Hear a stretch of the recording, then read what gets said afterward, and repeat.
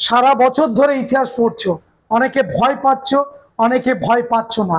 কিন্তু যারা ভয় পাচ্ছ তাদের প্রতি বিশেষ আমার বলার আবেদন বা নিবেদন বা আকুতি মিনতি, এই যে কটা মাস আছে এই কটা মাসে একদম সায়েন্টিফিক ভাবে তুমি বেছে নাও প্রত্যেকটা অধ্যায় থেকে 1 নম্বরের প্রশ্ন কোনগুলো গুরুত্বপূর্ণ, 2 নম্বরের প্রশ্ন কোনগুলো গুরুত্বপূর্ণ, 4 নম্বর এবং 8 নম্বর। যদি এরকম সায়েন্টিফিক ভাবে এগিয়ে যাও তাহলে দেখবে তোমার কাছে ইতিহাসটা অনেকটা সহজ সরল মনে হবে এবং ভয় বা ভীতিটা দূরে চলে যাবে, সাহসের জায়গা তৈরি হবে, কনফিডেন্সের জায়গা তৈরি হবে। আমি এই জন্যে এই ভিডিওগুলো তোমাদের সামনে তুলে ধরছি। যারা সারা বছর পড়নি, যারা ভেবেছো যে এই এত বড় বড় অধ্যায় থেকে কোন প্রশ্নগুলো গুরুত্বপূর্ণ এবং এর মধ্যে কোন প্রশ্নগুলো বিভিন্ন সালে এসেছিল, আবারও আসার চান্স আছে, এবং শুধু তাই নয়, সালের প্রশ্নের বাইরে কোন প্রশ্নগুলো গুরুত্বপূর্ণ তাদের জন্য এবং সমগ্র যারা মাধ্যমিক পরীক্ষার্থী দেবে তাদের জন্য আমার এই ভিডিওগুলো তোমাদের সামনে তুলে ধরছি। অধ্যায় ধরে ধরে দেখে নেবে এই ভিডিওগুলো। আজকে দেব আমি পঞ্চম অধ্যায়ের ভিডিও। এবং যারা, আবারও বলে রাখি, যারা ক্রাশ কোর্সে ভর্তি হতে চাও, আমাদের পরের মাসের 1 তারিখ অর্থাৎ সেপ্টেম্বরের 1 তারিখ থেকে শুরু হবে ক্রাশ কোর্স। অবশ্যই যোগাযোগ করবে আমাদের সঙ্গে এবং এই ক্রাশ কোর্সে তুমি যদি ভর্তি হতে চাও অবশ্যই তুমি সমস্ত কিছু ফেসিলিটি পাবে যেগুলো আমরা অফলাইনে স্টুডেন্টদের দিই, সেগুলো অনলাইনেও দেওয়া হবে। সুতরাং শুরু করছি আজকের পঞ্চম অধ্যায়ের কোন প্রশ্নগুলো 1 নম্বরের জন্য ভীষণ ভীষণ গুরুত্বপূর্ণ এবং কোন প্রশ্নগুলো বিভিন্ন সালে এসেছিল। প্রথম প্রশ্ন, ছাপাখানা বিকাশের সঙ্গে কোন কোন বিষয়গুলি সম্পর্কিত? ছাপাখানার বিষয়ের সঙ্গে কোন কোন বিষয়গুলো সম্পর্কিত? নাম্বার 1, 3টে এখানে উত্তর হবে। নাম্বার 1, বইয়ের সহজলভ্যতা। 2, শিক্ষার বিস্তার। 3, সংবাদপত্র এবং সাময়িক পত্র প্রসার বা তাদের বিস্তার লাভ। এই 3টে কিন্তু আমরা দেখব ছাপাখানার সঙ্গে সঙ্গে এই 3টে বিষয়ের ভীষণ অঙ্গাঙ্গিভাবে জড়িত। নেক্সট প্রশ্ন, ভারতে প্রথম কারা ছাপাখানার প্রচলন করে? ভারতে প্রথম কারা ছাপাখানা প্রচলন করে? তোমরা জানো, পর্তুগিজরা।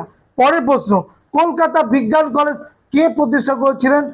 স্যার আশুতোষ মুখোপাধ্যায়। পরের প্রশ্ন, বাংলায় প্রথম সাপ্তাহিক পত্রিকা কোনটি ছিল? সমাচার দর্পণ। বেঙ্গল টেকনিক্যাল ইনস্টিটিউটের প্রথম অধ্যক্ষকে? প্রমথনাথ বসু।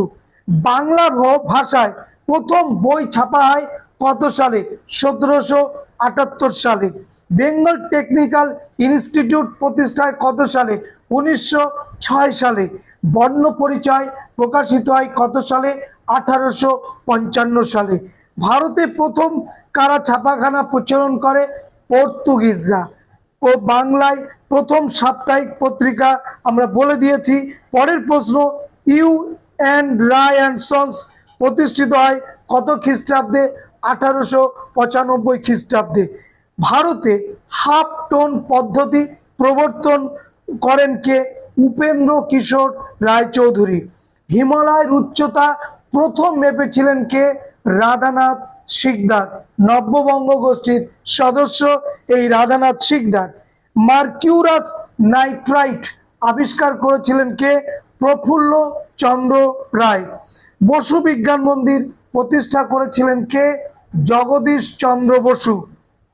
বিশ্বভারতী প্রতিষ্ঠা হয় কত সালে? 1921 সালে। বাংলা ভাষায় প্রকাশিত প্রথম দৈনিক সংবাদপত্রের নাম সংবাদ প্রভাকর।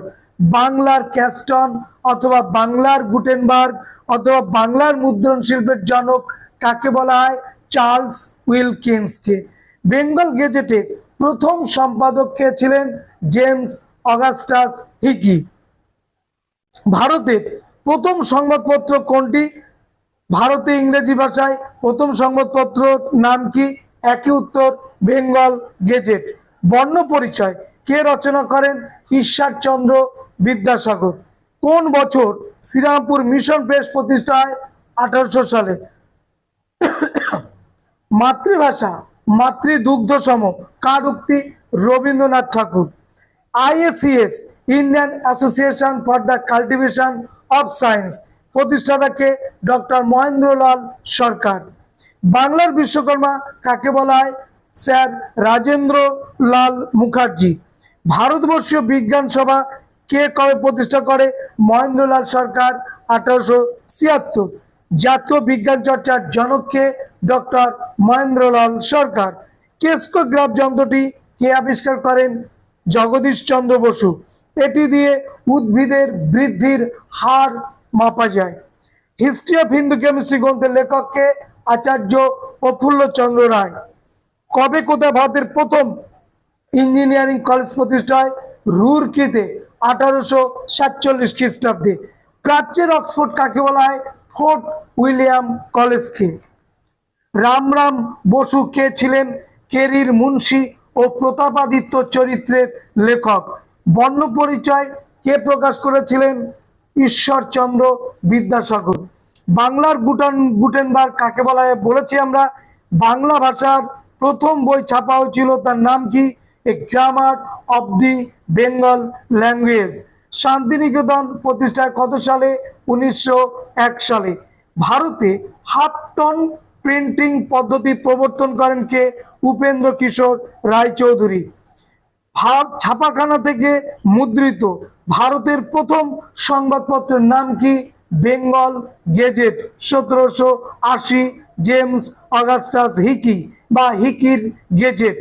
ভারতে হাফ টন প্রিন্টিং পদ্ধতি প্রবর্তন অবশ্যই উপেন্দ্র কিশোর রায়চৌধুরী। বিশ্বভারতীকে ভারত সরকার অধিগ্রহণ করে কত সালে? 1951 সালে। ছেনি কাটা বাংলা হরফ নির্মাণে চার্লস উইলকিন্সকে সাহায্য করেছিলেন কে? প্রখ্যাত শিল্পী পঞ্চানন কর্মকার। তিনি মূলত ছিলেন স্বর্ণকার শিল্পী। প্রথম বাংলা অক্ষরের নকশা নির্মাণ করেন কে? Charles Wilkins. শিশু শিক্ষা গ্রন্থটি কে রচনা করেছিলেন? মদন মোহন তর্কালঙ্কার। বাংলা ভাষার প্রথম চিত্রিত গ্রন্থের নাম কি? অন্নদা মঙ্গল। বাংলায় প্রথম সংবাদপত্রের নাম কি? বলে দিয়েছি, সমাচার দর্পণ। ক্যালকাটা স্কুল বুক সোসাইটি থেকে প্রকাশিত একটি গ্রন্থের নাম বলো? হিতোপদেশ। ইতিহাসমালা গ্রন্থের লেখককে? উইলিয়াম কেরির পুত্র ফেলিক্স কেরি।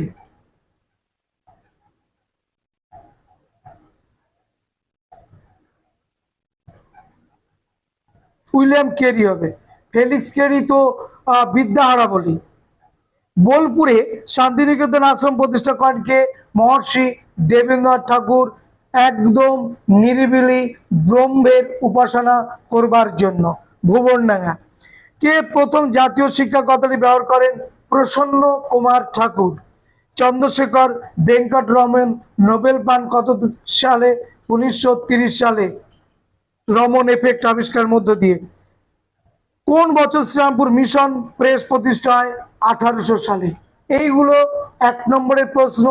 এই অধ্যায় থেকে একদম সামনাসামনি এই প্রশ্নগুলোকে রাখবে। পরবর্তীতে তুমি যদি আরো নিতে পারো, অবশ্যই টেক্সট বইটা পড়ে সঙ্গে সঙ্গে সেটা নোট করবে।